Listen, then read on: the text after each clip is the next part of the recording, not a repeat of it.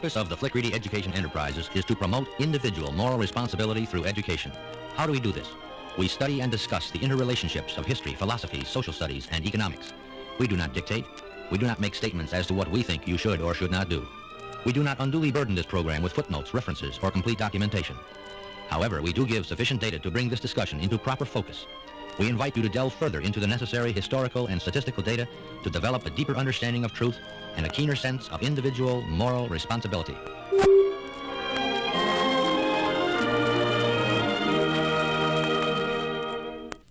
It was mentioned earlier that philosophies tend to grow and finally express themselves in economic and governmental forms, peculiar and specific to themselves.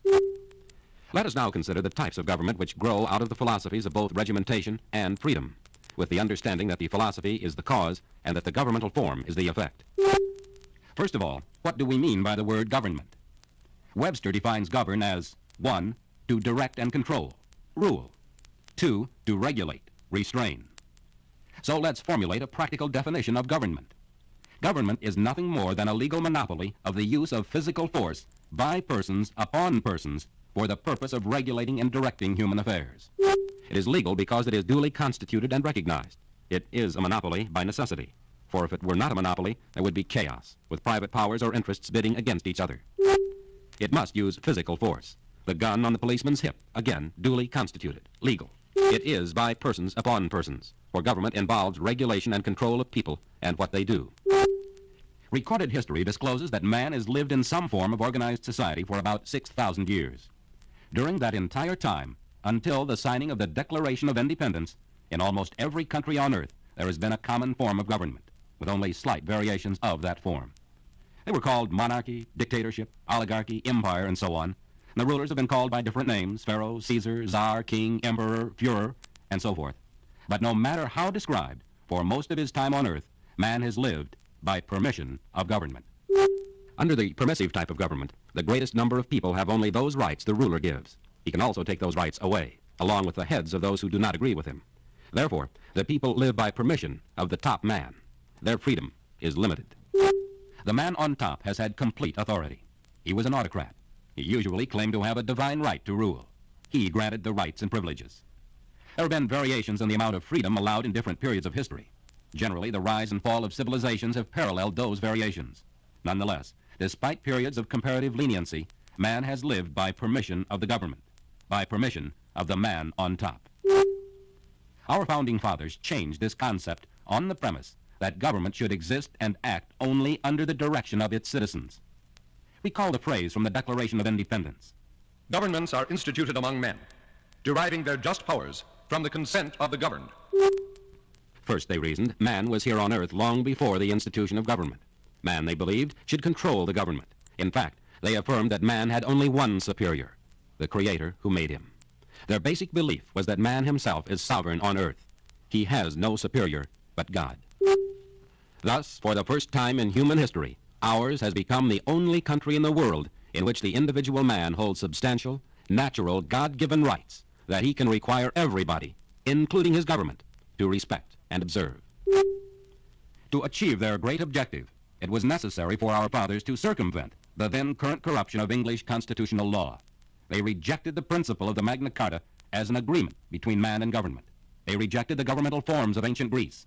They went back to the very beginning to ascertain the correct relationship between man and government and God. They found in the book of Genesis these words: So God created man in his own image. And therein lies the premise of your founding fathers. There lies the justification and basis for the supremacy of man. Now, all the preachments about dignity of man, primacy of the individual, human rights, and free will acquire real meaning. The founding fathers considered man as the very pinnacle of all physical creation and placed him at the very top, overruled by one being alone, the Creator who made him. The Creator, they maintained further, not only created man, but he created him in his own image. Every man who ever lived and ever will live shares with the Creator two attributes which at once mark him as the offspring of that Creator and constitute the physical manifestation of man's spirituality. These two attributes which man possesses on an infinitely lesser plane than his Creator are, first, a mind, an intellect, the ability to plan and, in a sense, to design and execute his own destiny. And secondly, a free will, a capacity for choice, a capacity for self-determination, the power to be good or bad, to go right or left, up or down, or to go nowhere at all. Man receives from his Creator this very important attribute of free will. Not even the Creator himself would force the free will of one of his creatures. Man's possession of free will is the source and fountainhead of all human rights. And so, government, the creation and servant of man, was assigned by our founding fathers in the Constitution the task of protecting man's inalienable rights.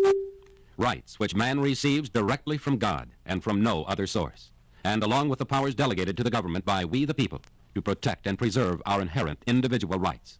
There were the reservations expressed in the 9th and 10th Amendments that the government should not interfere or compete with its own citizens in their business and social affairs. Those amendments, you will recall, read as follows. Article 9.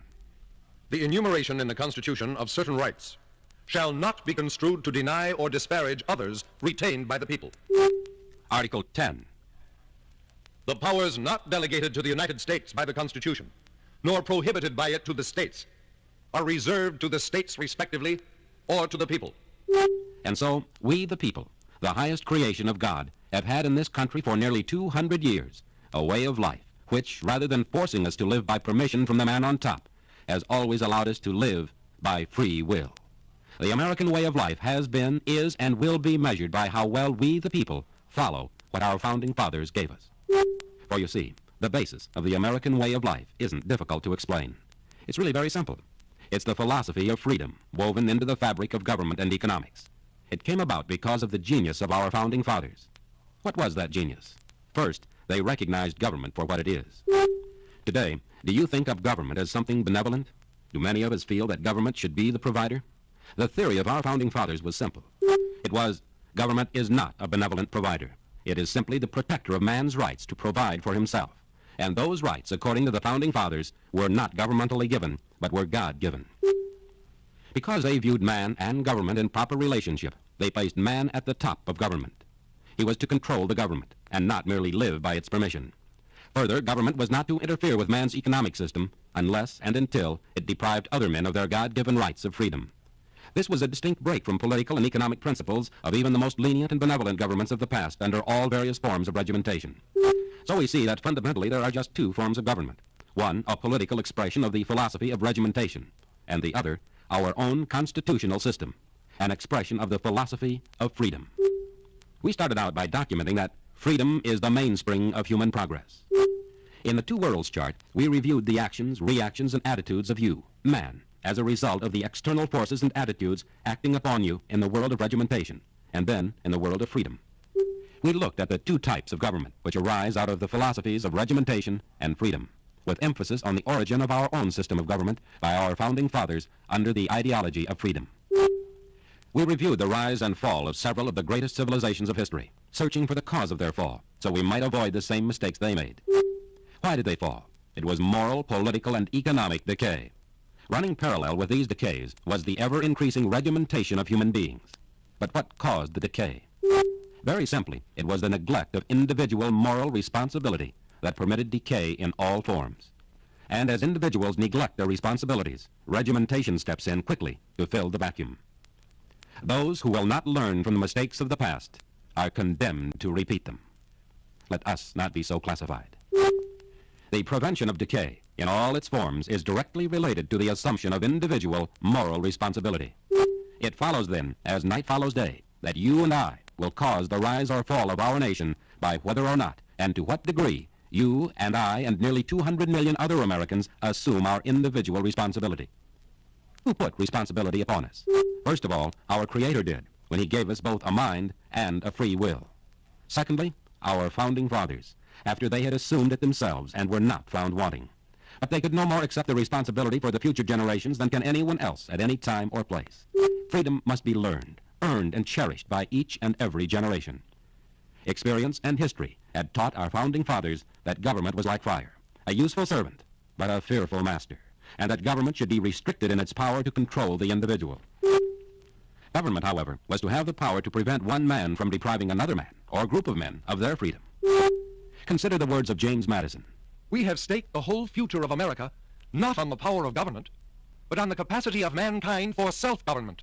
Since government could enslave the individual when it got out of hand, a natural thing to do was to place the responsibility with the individual. If he fell asleep on the job, he suffered the consequent loss of liberty. He could blame no one else but himself. And it was by this logic that the Founding Fathers exhorted, eternal vigilance is the price of liberty. The one big question was the individual. If he failed his responsibility, the Founding Fathers knew what the consequences would be. Government would once again be victor, and the individual would lose his freedom. Perhaps they knew the odds were against it, but they had done all they could to provide maximum opportunity for the individual to preserve his freedom. Would future generations avail themselves of this priceless opportunity? A great American has said, truths will not live from one generation to another automatically. They must be taught from parents to children. Ask yourself, have we as individuals followed the Pied Piper of irresponsibility and apathy in politics and government? Are we unaware of our impending fate? Loss of freedom, regimentation for ourselves, our children and grandchildren? What better devices do we have available to us than did our counterparts in ancient Egypt, Assyria, Greece, and Rome? We have all the devices built into our system of government, bestowed upon us by our Founding Fathers, if we will but use them. We have a Constitution which guarantees us, as individuals, certain rights, if we will but take the individual responsibility to see that our Constitution is kept in force and fulfilled. We have a Constitution which prohibits the government from depriving us, as individuals, of certain God-given rights. Again, if we will but take the individual responsibility to see that these prohibitions are not washed away or circumvented. We have, in addition to those constitutional guarantees and prohibitions, the opportunity to elect our representatives, to see that those rights are protected. We have not to contest with any divine right of kings. We have not to deal with a pharaoh, Caesar, Führer, or a dictator. Yet. What can I do, you say? It is for each person to discover the truth of which the Founding Fathers were so keenly aware. The need for the individual to see and exercise his individual responsibility in shaping the affairs of government, and to see that government's influence and control over human life and action be kept to the minimum described so clearly in the Constitution. And so, whether our nation will continue to rise or will fall, whether we and our posterity will enjoy freedom and abundance or regimentation and starvation, is up to us, you and me. In conclusion, a quotation by Edward Everett Hale, an American patriot, seems to hit the target. He said this, "I am only one man, but I am one man. I can't do everything, but I can do something. And what I can do, I ought to do. And what I ought to do, by the grace of God, I will do."